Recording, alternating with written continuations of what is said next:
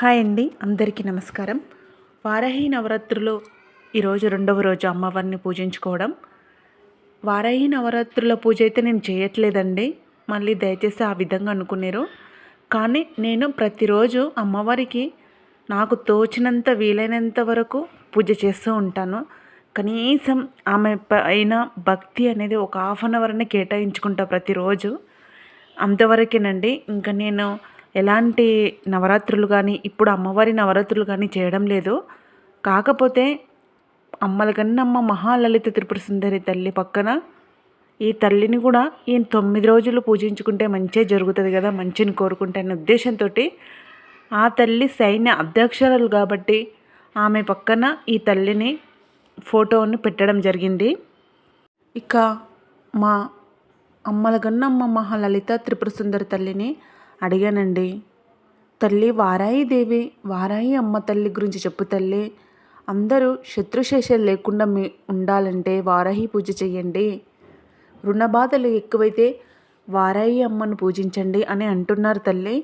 మరి నీ సైన్య అధ్యక్షురాలు కదా బంగారు తల్లి, నీ బిడ్డనే కదా ఆమె కూడా.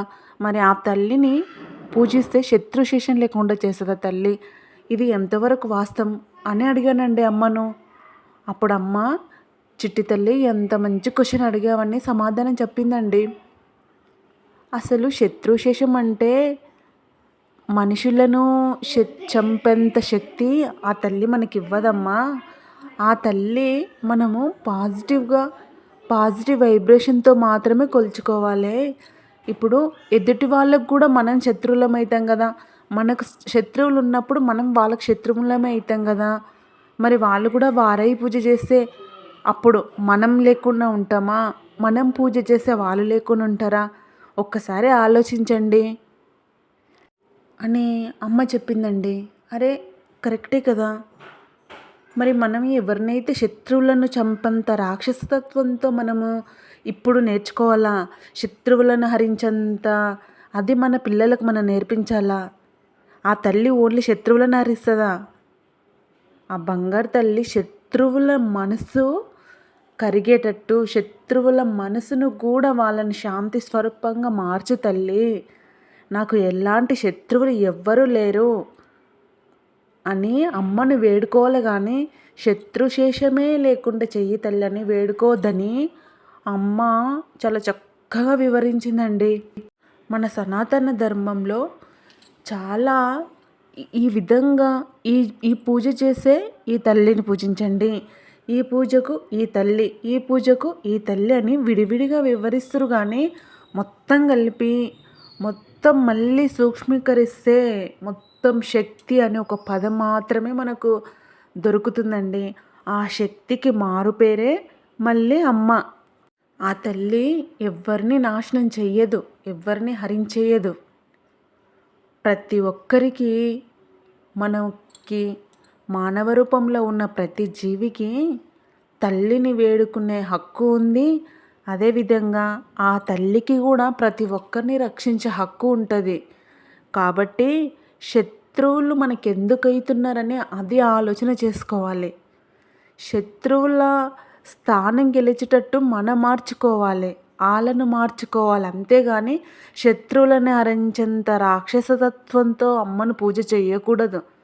అందుకే మన పెద్దవాళ్ళు క్యాలెండర్లో ప్రతి పూజ చేయడం నేర్పించారు. కానీ అమ్మకు వారాహి నవరాత్రులు స్పెషల్గా చేయాలి అని కానీ ఎక్కడ మామూలుగా అయితే తక్కువ అండి చూపించడం జరుగుతుంది అమ్మవారి పూజ అనేది. సరే, ఆ తల్లిని ఏ విధంగా పూజించుకున్నా, ఎన్ని రూపాయలు ప్రతిరోజు ప్రతి క్షణం పూజించుకున్నా తప్పు లేదు. కానీ ఆ తల్లిని మనం కేవలం కోరికల కోసం పూజించకూడదు. అమ్మ నాకు అన్నీ నువ్వే. మనకు వచ్చే కొన్ని ఆటంకాలు, ఇవన్నిటికి కారణాలు మనం కొన్ని ఏమైనా నెగిటివ్ వచ్చేసరికి తల్లిని నేను ఇంత చక్కగా పూజిస్తున్నా, నాకు నెగిటివ్ ఎందుకు వస్తుందని అమ్మని అడగొద్దు అసలు. అవి కాలధర్మంలో కాలానికి అనుగుణంగా అవి మన జీవితంలో వస్తూ ఉంటాయి. సాక్షాత్ సూర్యభగవానుడే మనకు వెలుతురు చీకటి అని చూపిస్తున్నాడు. ప్రకృతి పంచభూతాలే మనకు చూపిస్తున్నాయి. దయచేసి ఎవ్వరూ తప్పుగా అనుకోదండి. ఆ అమ్మను, ఆ వారాయి అమ్మను, ఆ తల్లులను, ఆ తల్లిని మనం ఎప్పుడే కానీ కోరికల కోసం పూజించకూడదు. మన ప్రాణం ఉన్నంత వరకు ఆ తల్లిని పూజించడం కోసమే మన ఈ దేహం అనేది. ఆ విధంగా ఆ ప్రేమతో, ఆ ఇష్టంతో పూజించండి గానీ, తల్లి నీకు ఈ పూజ చేస్తున్నా, ఏ నవరాత్రులు చేస్తున్నా నాకు ఈ కోరిక నెరవేరాలి అని మాత్రం కోరికల కోసం మాత్రం అమ్మను పూజించకూడదు. అమ్మనే కాదు, ఆ తండ్రిని కూడా పూజించకూడదసలు. ఎందుకంటే ఈ చిన్న లాజిక్ మనం అర్థం చేసుకోవాలసలు. ఆ భగవంతుడిని మనం కోరికల కోసం పూజించడం ఏందసలు? చాలామంది వారాయి అమ్మ అన్నసరికే శత్రుశేషం లేకుండా చేస్తుంది, రుణబాధలు లేకుండా చేస్తుంది అని ఒక ముద్ర పడిపోయింది. ఆ తల్లిని అంతగా మనం ఆమెను శాంతి స్వరూపంగా అమ్మలగన్న అసలు మనం శత్రుశేషమే లేకుండా చేసేంత కఠిన హృదయం కాదు ఆ తల్లిది. మనం కేవలం శత్రువుల యొక్క మనస్సును మన వైపు నుంచి ఏమన్నా చిన్న చిన్న పొరపాట్లు ఉన్నా, అక్కడ నుంచి ఏమన్నా పొరపాట్లు ఉన్నా, ఆ శత్రువులను మార్చు తల్లి, నాది ఏమైనా తప్పులుంటే మమ్మల్ని మార్చు తల్లి అని ఈ విధంగా కోరుకోవాలి తప్ప శత్రు శేషం అని కోరుకోవద్దు. ఆ తల్లి మనం ఏది కోరుకుంటే అదే ఇస్తుంటుంది. యద్భవం సద్భవతి. దయచేసి ఎవరు తప్పుగా అనుకోవద్దు. వారాహి నవరాత్రులు అమ్మను పూజ చెయ్యండి, మనస్ఫూర్తిగా చెయ్యండి. ఆ తల్లిని సంతోషంగా ఆనందంగా చేయండి, అంతా మంచిగా జరుగుతుంది.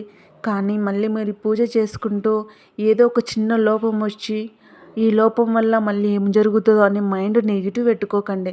ఆ విధంగా నెగిటివ్ పెట్టుకుంటే మన సబ్కాన్షియస్ మైండ్ అనేది మనం ఏది అనుకుంటామో అదే.